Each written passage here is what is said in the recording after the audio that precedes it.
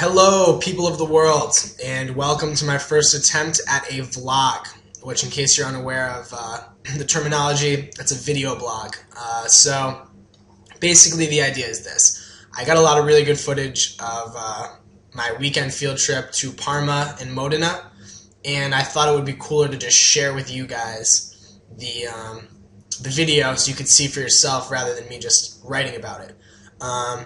So basically, here's what has happened since the last time I wrote. Went on a field trip with the foods class that I wrote about in my last post. We went to Parma, which is where Parmesan cheese and the famous Parma prosciutto di Parma, are from. We went to a prosciutto factory first. That was really cool. Learned a lot about how it's made. It's a really long process, kind of surprisingly long. And then we got treated to a really good lunch. First big plate of fresh prosciutto, a bunch of different kinds of cooked ham, or cooked pig, I guess. Cured ham, maybe? I don't know. It was a bunch of like ham type things. Ham, salami, a few other ones that I didn't know, but they were all really good. That was also served with like a side of walnuts and Parmesan cheese, obviously. And that was really good. Then they brought out like plates and plates of some spinach and ricotta ravioli grated with fresh Parmesan cheese, which was so good. So, ate that. Meanwhile, this entire time it was snowing harder than the people who ran the place said that they had never seen it snow this hard in their entire lives. So it was pretty crazy, but it was just snowing so hard the entire time. Then we had to take this long journey through these winding hillside roads back to this hotel that we stayed at. Spent the night in Parma, got some good dinner there, and then the next morning woke up bright and early, and we hit the road around 8 a.m., headed for a Parmesan cheese factory, I guess you'd call it, part of this big consortium of Parmesan cheesemakers who all chip in together. So after that, got to taste some Parmesan cheese there. Bought, this is just part of it, I bought a big chunk of Parmesan cheese. They gave us these little cool knives that say, definitely can't see that. It says Parmigiano Reggiano, because those are the two regions where real Parmesan cheese comes from. Parmigiano and Reggio something. Region of empires, I think is, I don't know. Anyways, yeah, so basically I've got a bunch of videos of these people going through the entire process. It's really cool. They told us when we were on our way there that these people have taken the master cheesemaker. You'll notice him, he's wearing a red shirt. I'll point him out during the video. He's only taken about 2 weeks of vacation, including Christmas, Easter, every day. Only 2 weeks of vacation in the past 20 years. So these guys work really hard. They get in 2 shipments of milk and then make 2 batches of cheese every day. And then it has to age for between 12 months and 2 years, sometimes even longer. They have some really old blocks of cheese, I guess you'd call them, there.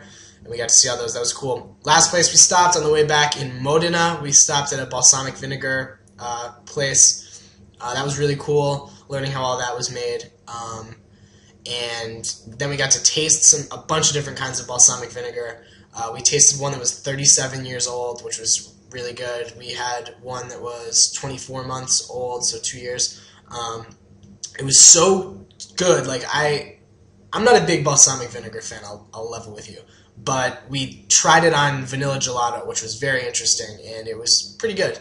So, that being said, I'm going to now kick it to the videos, and I hope you enjoy. Alright, so I am going to give you guys some running commentary during this. So this is the prosciutto factory, and this guy in the white coat is our tour guide. The guy with the ponytail is our teacher.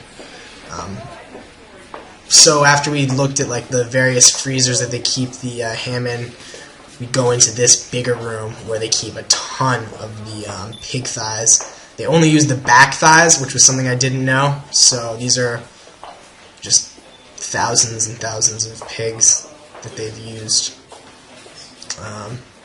So yeah, we're just walking through these rows and rows and rows of pigs.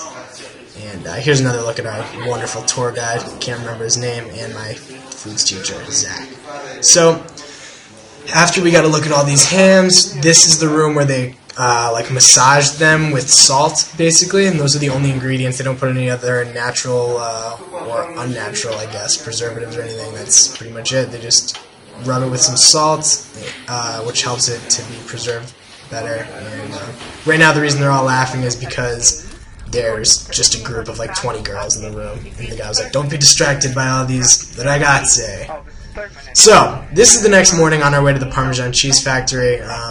As you can see, it was snowing pretty hard. This little river thing froze over.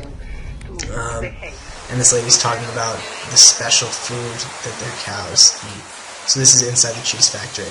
We all had to put on these ridiculous outfits with like big coats and booties for our shoes and like masks covering our mouths and hairnets and stuff. But I was pretty surprised at how hands-on all of this is. Like they don't use gloves or anything like that. It's just they're just you know, doing their jobs. So this guy, don't know exactly what he's doing, but this guy, they only had like 4 or 5. It didn't seem like they had more than 5, maybe 6 at the most employees in this entire industry, or this entire factory. This guy right here, the master cheese maker. Just look at what he's about to do. Kind of making sure everything's good. Now he just reaches in and grabs a handful of cheese curd. Like what? Where would you see that in America? People don't do that. So yeah, he's testing the temperature and stuff, making sure everything's going right. I don't know exactly what this guy was doing, but I thought it was pretty interesting. He's pouring buckets and buckets of milk into these other big drums. I don't know exactly what they do with this extra milk, but it seemed like an invaluable part of the process. So after they have like all the milk is like boiled and whatnot, this is when they actually get the cheese out of it. So first you can see this like cloth thing that they've got draped over.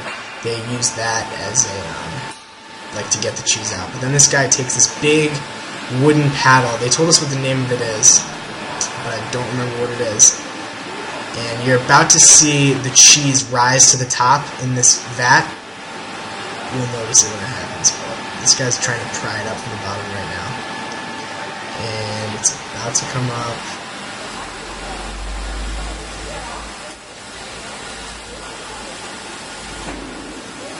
And voila, here it is. Boom. Kind of looks like spongy. And like you can't really see it that well. It does blend in with the milk, but it's there. And then you can see he kind of like wrangles it in with those 2 stick things, and then they kind of pull it up on the cloth, and he moves it over with his hands. He like makes it so that the part that's on the bottom, which is the smooth side, is facing up, and the part that had like the edges towards it, like on it, is at the bottom, so that it becomes more rounded. So, yeah. Then they tie it up to that big metal pole type thing, and they will then bring a hose over. I don't have that part on video. I thought that was hilarious. I would just threw the sticks into another vat. Bring a hose over and drain out a little bit of the milk. So, what they do afterwards, these guys hold on to it, and this other guy, the guy in the flannel shirt, as you can see, he cuts it in half, and each one of those halves of the thing weighs about 100 pounds, which is pretty interesting, pretty crazy. And then they separate those from each other, and they hang those both up from the same metal pole. So, I thought that this was the coolest part to me of the process. I obviously didn't really know a lot about how they made cheese, but I thought this was pretty cool. These guys really just have it down to a science, and they don't take any days off. These guys are this is just their job, and they're all really, really good at their various tasks. Now that they're done with this step of the process, the next step is to put the cheese into molds so that it can be stored. So, what they do is untie them one at a time, dip it in this giant tub of water. Remember, those things do weigh 100 pounds each. So that was just 100 pounds of cheese that these dudes are picking up. So they wash off some of the excess milk from the cheese, put it into one of these metal, wood containers, and this guy like pats it down. Then this guy comes over.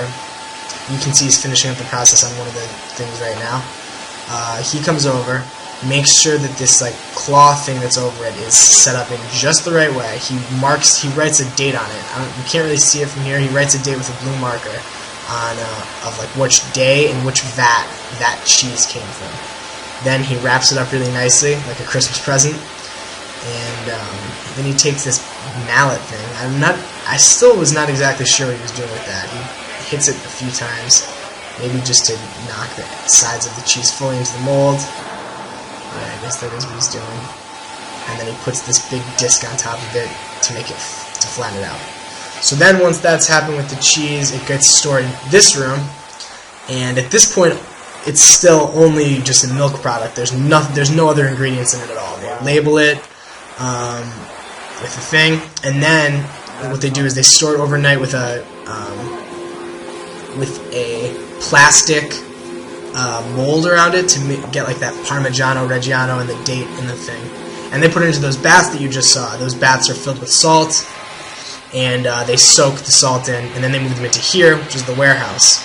And this is just a ridiculous amount of cheese everywhere. Like, it's just so crazy. So many rows of cheese. And the cheese is in here from what I gathered, anywhere between 1 year and up to 3 years, or sometimes even like way longer than that. And they said that, see, these ones are a little bit lighter, so you can tell they've been in there for less time than the other ones. But basically the salt from those salt baths that they were in has to work its way to the center of the cheese, and then they're good to go. So this is the villa for the balsamic vinegar place. These are some of the drums or barrels or whatever that the vinegar is kept in. They had about 3 rooms upstairs in this place where the vinegar goes. 6 barrels. The biggest one is the one that the youngest oil is in, and then as it gets older over time, they move little parts of the vinegar into the smaller barrels. That guy's our tour guide, Davide. He's giving a little speech right now. This next video clip, I think it's funny to hear what he says to me, so I'm just going to stop talking. But this is when we go from this room into the next room. You are the only man. Yeah. So I don't know if you could hear exactly what he said to me, but he goes, "You are the only man?" Because it's me and 19 girls or 18 girls or something in this class. And I was like, yeah. So I thought that was pretty funny. He was pretty shocked by that I was the only dude in the class. Then we went into this warehouse, which is where they keep a lot of the vinegar. Some of these tankards are older than others. And then his last words of advice in this are, "And now we taste." So that's pretty much it. But it was a really cool field trip, and I'm glad that I could get some cool videos. And now, taste. So, take this spoon.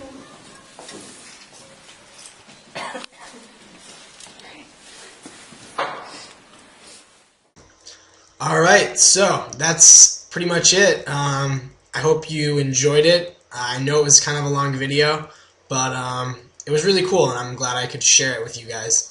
A few things to add, some experiences I've had since the last time I've wrote, you read. I got a haircut from an Italian barber who only spoke Italian. This was a very interesting procedure because I only know the word toglio, which is cut, and corto, which is short. But he didn't really make it that short. He just kind of used scissors the whole time, but he did a good job, I guess. It was an interesting experience, to say the least. He took out one of those like old school straight razors and trimmed up my sideburns and stuff. That was pretty badass on his part, so that was pretty cool.